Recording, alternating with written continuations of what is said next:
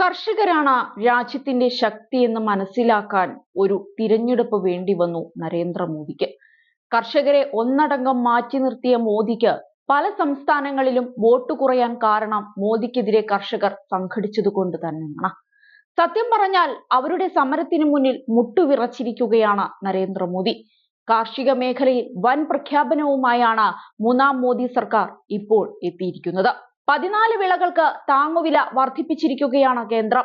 നെല്ലിന്റെ താങ്ങുവില കിലോയ്ക്ക് 23 രൂപയാക്കി. റാഗി, ചോളം, പരുത്തി എന്നീ വിളകൾക്കും താങ്ങുവില വർദ്ധിപ്പിച്ചിട്ടുണ്ട്. താങ്ങുവില 50% വർദ്ധിപ്പിച്ചതായി കേന്ദ്ര സർക്കാർ പറഞ്ഞു.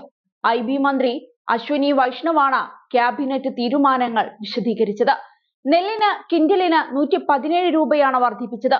2023-24 സാമ്പത്തിക വർഷത്തിൽ നെല്ലിന് ക്വിന്റലിന് 2183 രൂപയായിരുന്നു വില.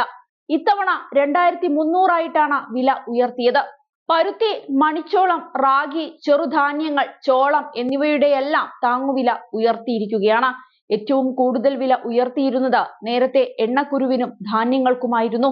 നൈജർ സീഡ്, സെസമം എല്ലാം ഇതിൽ വരും.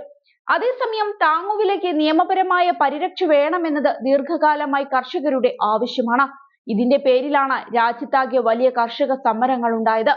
സത്യത്തിൽ നിർണായകമായ നിയമസഭാ തിരഞ്ഞെടുപ്പുകൾ വരാനുള്ളത് കൊണ്ടാണ് BJP തിരക്കിട്ട് ഭരണത്തിലേറി ആദ്യം തന്നെ ഇക്കാര്യത്തിൽ പുതിയ പ്രഖ്യാപനം നടത്തിയത് എന്നതിൽ സംശയം വേണ്ട. ഈ പ്രഖ്യാപനം BJPക്ക് വളരെ നിർണായകവുമാണ്. ഹരിയാന, മഹാരാഷ്ട്ര, ജാർഖണ്ഡ് നിയമസഭാ തിരഞ്ഞെടുപ്പുകൾ ഈ വർഷം നടക്കാനുണ്ട്. ഹരിയാന കാർഷിക സംസ്ഥാനവുമാണ്. ഇവിടെ താങ്ങുവില വിഷയം നിയമസഭാ തിരഞ്ഞെടുപ്പിൽ വലിയ ചർച്ചയാവുമെന്നും ഉറപ്പാണ്. അതേസമയം നരേന്ദ്രമോദി എപ്പോഴും മുൻഗണന നൽകുന്നത് കർഷകർക്കാണ്. മൂന്നാം മോദി സർക്കാരിന്റെ ആദ്യ തീരുമാനവും കർഷകർക്ക് വേണ്ടിയാണെന്നും അശ്വനി വൈഷ്ണവ് പറയുന്നുണ്ട്. മാത്രമല്ല, കർഷക ക്ഷേമമാണ് മന്ത്രിസഭ പരിഗണിച്ചതെന്നും കൊയ്ത്തുകാലം ആരംഭിക്കുകയാണെന്നും അവർ എടുത്തു പറയുന്നു. അത് മുൻനിർത്തിയാണ് താങ്ങുവില വർധനവിന് മന്ത്രിസഭ അംഗീകാരം നൽകിയതെന്നും അവർ വ്യക്തമാക്കി.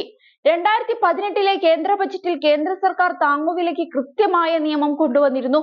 ഉൽപാദനത്തിന്റെ 1.5 മടങ്ങായിരിക്കണം താങ്ങുവിലയെന്നായിരുന്നു തീരുമാനം. ഇപ്പോഴെടുത്ത തീരുമാനം അതിന്റെ അടിസ്ഥാനത്തിലാണ്. ശാസ്ത്രീയമായ രീതിയിലാണ് കാർഷിക ഉൽപ്പന്നങ്ങൾക്കുള്ള വില തീരുമാനിച്ചതെന്നും മന്ത്രി പറഞ്ഞു വെക്കുന്നു.